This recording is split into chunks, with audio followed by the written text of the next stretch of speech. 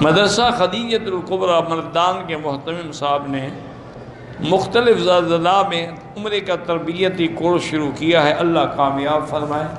بلکہ میری تو درخواست ہے کہ تمام علماء اپنے اپنے علاقوں میں عمرے کا اور حج کا باقاعدہ کورس کروائیں، تاکہ جو لوگ عمرے پہ آئیں، حج پہ آئیں، وہ غلطی نہ کریں۔ تو یہ بہت ضروری بات ہے، اور اگر علماء تھوڑی سی توجہ فرمائیں گے انشاءاللہ تو لاکھوں لوگوں کے عمرے اور حج ٹھیک ہو جائیں گے۔ اگر کوئی آدمی نماز جنازہ کی تیسری تکبیر میں شامل ہے تو دعا شروع کر دے، اللہم اغفر لحینا و میتنا۔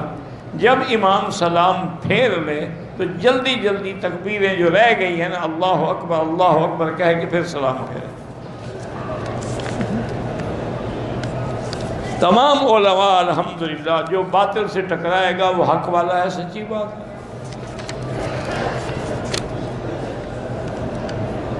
فاتحہ خوانی اور یہ بدعات ہیں، رسمیں ہیں، اگر پڑھنی ہے گھر والے خود پڑھیں۔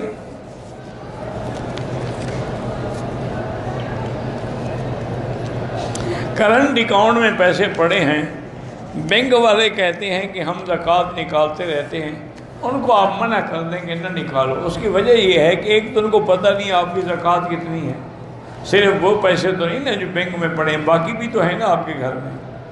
تیسری بات یہ ہے کہ یہ بھی پتہ نہیں کہ سال گزرا ہے کہ نہیں۔ مثلا وہ جون میں زکوٰۃ نکالتے ہیں، میں نے مئی میں پیسے ڈالے، وہ تو زکوٰۃ نکال لیں گے، حالانکہ اس پہ تو ابھی 1 مہینہ گزرا ہے۔ تو اس لیے بینکوں کو لکھ کے بھیج دے کہ جی ہماری زکوٰۃ نہ نکالا کریں، ہم اپنی زکوٰۃ خود ادا کریں۔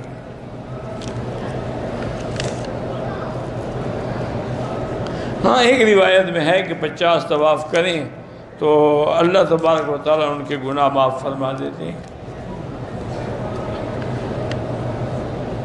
انجیر کا پھل کیا ہوتا ہے اور سوکھا ہوا کیا ہوتا ہے؟ تازہ بھی انجیر ہے، سوکھا ہوا بھی انجیر ہے، لیکن تازے کھانے میں زیادہ فائدہ ہے، اس میں کوئی شبہ ہے؟ دیکھو نا جی، ایک پھل کا موسم ہے، انجیر ہے، تازہ ہے، اس کا کھانا جو ہے سبحان اللہ۔ تو بہرحال بہت بڑی بیماریوں کو شفا ہے، اللہ تبارک و تعالیٰ نے اس کے اندر بڑی چیزیں رکھی ہیں اور اس کے لیے بڑے فوائد ہیں۔ بلکہ ایک تو روایت میں حضور نے فرمایا کہ کھایا کرو، تو جب حضور فرما دیں اور قرآن میں اللہ اس درخت کی قسم کھائیں تو پھر اس سے بڑی کوئی چیز ہوگی دنیا میں؟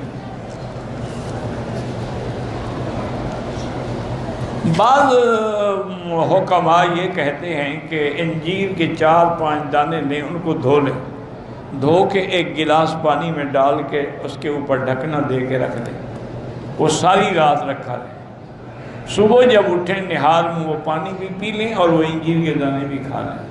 وہ کہتے ہیں اس طرح زیادہ مفید ہے۔ یہ یعنی حکیموں کی بات ہے، اللہ عالم۔ اسی طرح ایک حکیم تھے، وہ فرماتے تھے کہ انجیر لے کے اس کو اچھی طرح دھو کے اس کے ٹکڑے کر کے کسی شیشے کے جار میں ان کو ڈالیں اور اوپر زیتون کا تیل ڈال کے بھر کے رکھ دیں، اور وہ ساری رات رکھا رہے، ناشتے کے وقت اسی سے 2-3 دانے کھا لیے، تو اللہ کے قرآن کی دونوں باتیں پوری ہو جائیں گی، تین بھی اور زیتون بھی۔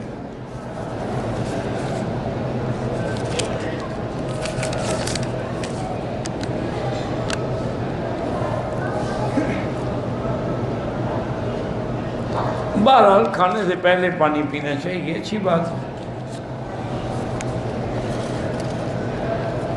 اگر میں نے صفا مروہ کے 7 سے زیادہ چکر لگا دیے، اللہ قبول کرے، بس اس کا کیا حل ہے؟ ہو گیا 7 تو ہو گئے نا، زیادہ ہی ہوئے، کم تو نہیں ہوئے۔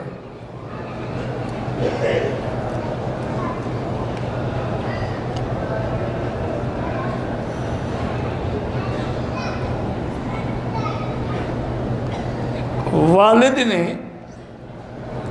اپنی زندگی میں بہنوں کو حصہ دے دیا، ایگریمنٹ لکھ لیا، ان کی وفات کے بعد بہنیں نہیں چاہتی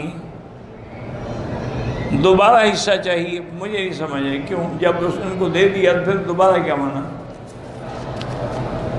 تو وضاحت ہو نا بھئی، باپ نے زندگی میں دے دیا، لکھا بھی گیا، پھر اور کیا مانگتی ہیں وہ؟ کسی نے جمعہ کی ایک رکعت پڑھی پورا جمعہ کا ثواب،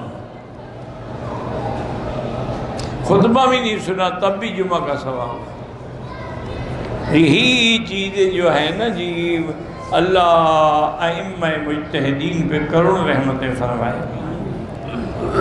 اب امام صاحب فرماتے ہیں کہ جیسے حدیث ہے نا کہ فاتحہ کے بغیر نماز نہیں، یہ حدیث ہے بالکل، انہوں نے فرمایا اسی طرح یہ حدیث بھی ہے کہ لا جمعۃ الا بالخطبۃ، جمعہ بھی خطبے کے بغیر نہیں ہوتا، یعنی خطبہ نہ ہو تو جمعہ۔ تو اب خطبہ سارے مقتدی پڑھتے ہیں یا صرف امام پڑھتا ہے؟ تو آپ نے تو خطبہ نہیں پڑھا، آپ کا جمعہ کیسے ہو گیا؟ تو مانا ہوا کہ امام کے پڑھنے سے سب کا ہو گیا۔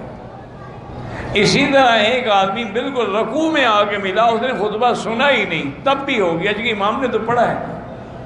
وہ کہتے ہیں کہ جب امام کے پڑھنے سے سب کا خطبہ ہو گیا تو امام کے فاتحہ پڑھنے سے بھی سب کی فاتحہ ہو۔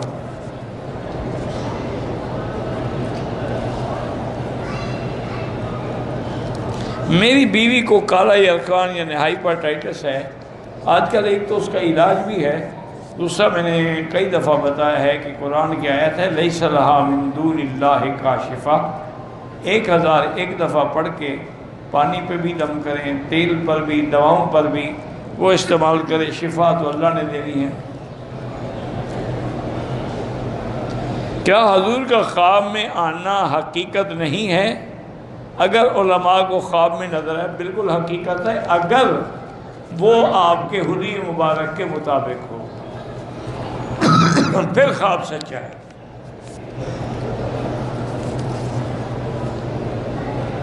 عمرے کے کتنے نفل ہوتے ہیں؟ عمرے کا شروع کرنے سے پہلے کوئی نفل نہیں، پہلے طواف کرو اس کے بعد 2 رکعت پڑھو۔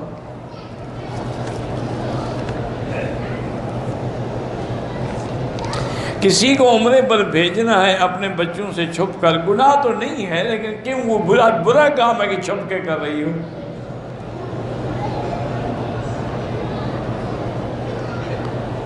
بہرحال کپڑا اگر اس نے پورے عمرے میں باندھے رکھا چہرے پہ نقاب تو دم پڑ گئی، اگر کھول دیا تھا تو پھر دم نہیں ہے۔ ایک عمرہ میں نے کر لیا ہے، دوسرا عمرہ جو ہے وہ 40 نمازوں سے پہلے ہو جائے۔ 40 نمازوں کو عمرے سے کیا تعلق ہے؟ روز عمرہ کرو۔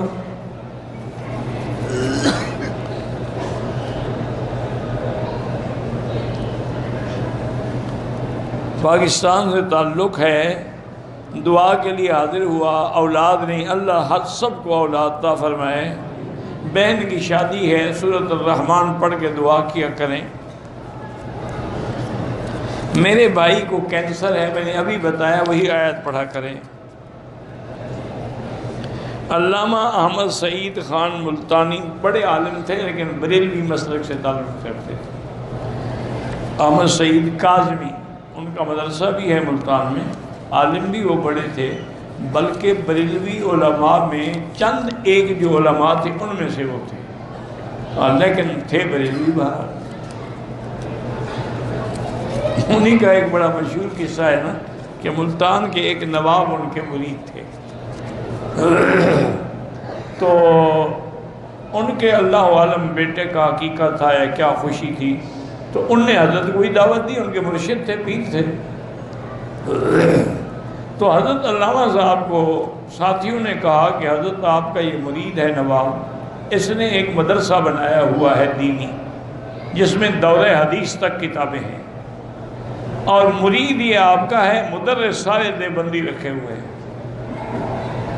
اس کو کہو کہ اپنے مدرسے سے مدرسین کو نکالیں اور آپ کے مدرس رکھے۔ انہوں نے کہا کہ ٹھیک ہے۔